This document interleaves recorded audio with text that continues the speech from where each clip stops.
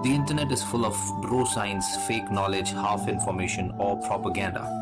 Your quest of reliable, authentic health information ends here. So subscribe this channel and hit the bell icon, and you never have to go anywhere else ever again.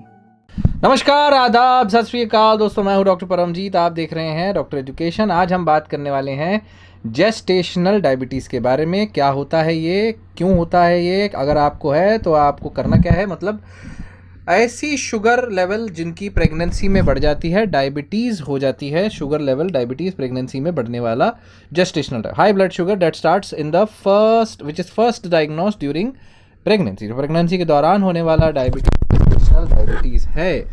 तो ठीक है भाई, अच्छी बात है gestational diabetes. अब gestational diabetes का क्या इशू है, उसका क्या लॉजिक है, उसमें क्यों ऐसा होता है, क्या होता है, कॉज क्या है, उसका ट्रीटमेंट क्या है, क्या वो आगे तक रहेगा, क्या वो परमानेंट है, क्या है क्या नहीं है, सब बताएंगे आज आपको। अब होता क्यों, पहले समझ लेते हैं। देखिए, प्रेगनेंसी में फीमेल्स हैं, फीमेल के अंदर हार्मोन्स का बहुत इंपॉर्टेंस है। प्रेगनेंसी में हार्मोन्स होते ही हैं। अब प्रेगनेंसी में क्या होता है, जो प्रेगनेंसी के हार्मोन्स प्रोजेस्टेरोन और बाकी सारे हार्मोन्स हैं, वो प्रेगनेंसी के हार्मोन्स एक्चुअली इंसुलिन की एक्टिविटी को ब्लॉक कर सकते हैं। So they can actually reduce the activity of insulin in your body. Because of that glucose level, blood sugar level आपका बढ़ सकता है। और ये बहुत ज़्यादा रिस्क होता है अगर आप 25 साल की उम्र के बाद प्रेग्नेंट हो रहे हो, पहली बार। नंबर 2, अगर आप मतलब हाई एज प्रेगनेंसी की, है ना, आजकल तो यही होता है सब जगह पे, 25 के पहले तो कोई शादी नहीं करता आजकल, है कि नहीं। फिर अगर आप मान लीजिए कुछ प्रकार के एथनिक ग्रुप्स होते हैं, जैसे अगर native American, Asian, Pacific Islander, Latino, African American, ऐसे स्पेसिफिक लोगों में ज़्यादा देखा जाता है ये। और अगर आपकी फैमिली हिस्ट्री है डायबिटीज़ की, मदर फादर किसी को डायबिटीज़ है, अगर आपका बेबी का वज़न बहुत ज़्यादा बड़ा है, मान लीजिए 4 किलो पहले आपने मान लीजिए दे रखे हैं बर्थ, या आपका ऑलरेडी 4 किलो का बड़ा कोई बर्थ डिफेक्ट है, किसी बच्चे में बर्थ डिफेक्ट है, या बच्चा बहुत बड़ा है, अगर आपका ब्लड प्रेशर हाई रहता है, आपका अम्नियोटिक फ्लूइड जो बच्चे के आसपास पानी होता है बहुत ही ज़्यादा है, या फिर आपका अनएक्सप्लेन मिसकैरेज हो चुका है, पहले स्टिल बर्थ हो चुका है, तो आपके शुगर लेवल बढ़ने के चांसेस है। या फिर अगर आप प्रेगनेंसी में आपका वज़न ही बहुत ज़्यादा है, बहुत ओवरवेट हो तो, और या फिर यू बहुत ही ज़्यादा वेट गेन कर लिया है प्रेगनेंसी के दौरान, या फिर आपको पॉलीसिस्टिक ओवरियन डिजीज़ हो, पॉलीसिस्टिक ओवरियन सिंड्रोम, उसमें भी ऐसा होता है। तो अगर आपका प्रेगनेंसी में आपका शुगर लेवल बढ़ेगा तो उससे क्या होगा, उसका क्या लेना देना। मोस्ट ऑफ द टाइम उसमें कोई सिम्टम नहीं होते, कोई दिक्कत नहीं होती, मगर कुछ लोगों को ये माइल्ड सिम्टम्स हो सकते हैं। ज़्यादातर लोगों में ऐसी प्री नेटल स्क्रीनिंग में पकड़ में आता है, तुम्हारी तो शुगर ज़्यादा है, अरे ये कैसा। फिर प्री नेटल स्क्रीनिंग में नहीं भी आया तो सिम्टम क्या आ सकते हैं, माइल्ड सिम्टम। ज़्यादा शुगर होगी, हमने आपको बताया है, शुगर ज़्यादा होती है तो शुगर को डाइल्यूट करने के लिए पानी की प्यास ज़्यादा लगती है, पेशाब से निकालने के लिए ज़्यादा यूरिन ज़्यादा आता है, पॉलीयूरिया, पॉलीफेजिया, पॉलीडिप्सिया, भूख ज़्यादा लगती है, शेकीनेस होता है, दे कैन बी प्रेजेंट। और ब्लड विजन हो सकता है, कमज़ोरी हो सकती है, जैसे मैंने कहा, और फ्रीक्वेंट इन्फेक्शंस होने के चांसेस होते हैं बिकॉज शुगर ज़्यादा, right. Increase thirst, increase urination, increase hunger, increase fatigue, blood vision, infections, right. तो इसको इसको चेक करने के लिए एज ए साइड हम glucose level, sugar level check कर सकते हैं। उसमें ओरल ग्लूकोज टॉलरेंस टेस्ट भी कर सकते हैं टू चेक फॉर ऐसी कंडीशंस, प्रॉब्लम तो नहीं है। तो वैसे तो हर प्रेग्नेंट लेडी को OGT, जिसको ओरल ग्लूकोज टॉलरेंस टेस्ट बोलते हैं, वो करना पड़ता है, करना चाहिए 24 से 28 हफ्ते पे, 24 से 28 हफ्ते के बीच में, to look for gestational diabetes. जिनको रिस्क ज़्यादा है वो उसको पहले कर सकते हैं, 24 हफ्ते से पहले।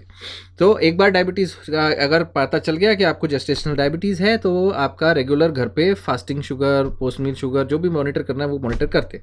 Fasting is more important, right. तो most common way is your, जो आप खुद से करते हो, फिंगर प्रिकिंग वाला ट्रीटमेंट। भाई देखो, first of all the treatment is कि आपका शुगर लेवल्स जो है लिमिट में रहे, कंट्रोल में रहे। तो and second limit is to watch your baby, to observe your baby में, ठीक है, फीटल मॉनिटरिंग रेगुलर होता रहेगा उनके साइज़ के लिए, बच्चे का हेल्थ, बच्चे की growth, right. Then there is very simple non stress test, NST, non stress test, painless test है, जो आपके लिए, आपके बेबी के लिए एक मशीन है जो जो सुन लेती है आपके बेबी की हार्ट बीट, डिस्प्ले करती है, आपको बता देगी पेट के ऊपर लगाने से कि हार्ट बीट कैसे चल रही है, इसको पहले after can use it to check non stress test बच्चा ठीक है कि नहीं है।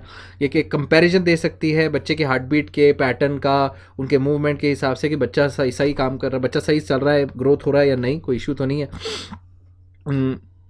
देन सेकेंड ट्रीटमेंट, जो पहला ट्रीटमेंट या second part of treatment is diet and exercise.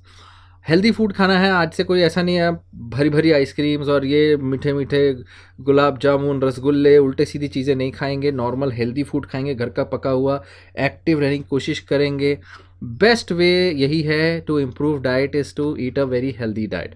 And you should know भाई कि जो पढ़ रहे हो उसका लेबल कैसे पढ़ना है, लेबल पढ़िए। जो भी ऐसे बाहर से खरीदिए तो कम ही खाइए प्रोसेस फूड, फिर भी आप जो भी बाहर से खरीद के खाते हैं उसमें लेबल है, लेबल पढ़ के खाइए कि उसमें शुगर कितना है, कार्ब्स कितना है, फैट कितना है, राइट, वो की चीज़ें कितना है। फैट एंड प्रोटीन मॉडरेटली खाइए, और कार्ब्स जो है जैसे वो हेल्दी कार्ब्स लीजिए, जैसे फ्रूट्स है, वेजिटेबल्स है। कॉम्प्लेक्स कार्ब्स हो गया जैसे कि आपका होल व्हीट के जो रोटी आती है वैसी चीज़ें। जैसे sugar, soft drink, cold drink, juices, ये सब चीज़ें ना खाइए, कम खाइए, बंद कर दीजिए, राइट। अपने डॉक्टर से बात करिए फिजिकल एक्टिविटी आप कितना कर सकते हैं अकॉर्डिंग टू योर कंडीशन। जो भी आप कर सकते हैं, ब्रिस्क वॉक, स्विमिंग, जो भी आप कुछ एलिप्टिकल एक्सरसाइज, जो भी आपके डॉक्टर अलाउ करें प्रेगनेंसी में वो आप करें, ठीक है। Diet and exercise is one of the best way to control sugars. उसके बावजूद अगर नहीं होता है देन मेडिसिन की बारी तब आती है। देयर इज़ अ रिस्क कि अगर आपका ब्लड शुगर लेवल इतना ज़्यादा है कि आपके बच्चे को दिक्कत हो रही है, बर्थ इंजरी हो रही है, बेबी बढ़ता जा रहा है, तब आपको हो सकता है जल्दी डिलीवरी की बात करें सी सेक्शन पे, और डिलीवरी से इतना बड़ा हो जाए कि वो तो नहीं आ नहीं सकता नॉर्मली, फिर उसको सी सेक्शन करना पड़ेगा, ठीक है। और बेबी के केस में उसको हाइपोग्लाइसीमिया होता है, ठीक है। तो उस केस में आपके केस में पहले कुछ दिन जब बच्चा पैदा होता है उसके केस में उसको हाइपोग्लाइसीमिया यानी उसकी शुगर लेवल लो होने के चांसेस हैं। तो इसलिए उसको पहले कुछ दिन हो सकता है नियोनेटल आईसीयू में थोड़े दिन के लिए रखा जाए, ऑब्जर्वेशन के लिए, मॉनिटरिंग के लिए। मदर को जिनकी बीपी भी हाई है, शुगर भी हाई है, उनकी डिलीवरी फिर जल्दी करनी पड़ सकती है। डिलीवरी के बाद आपका कई लोगों का ब्लड शुगर लेवल, क्योंकि हार्मोन्स वापस आ जाते हैं तो ब्लड शुगर लेवल वापस आ जाता है नॉर्मल पे। फिर भी आपको क्लोजली चेक करते रहना है। कुछ लोग ऐसे होते हैं जिन्होंने डाइट में, लाइफस्टाइल में करेक्शन नहीं किया, उनका शुगर वैसा ही रह सकता है।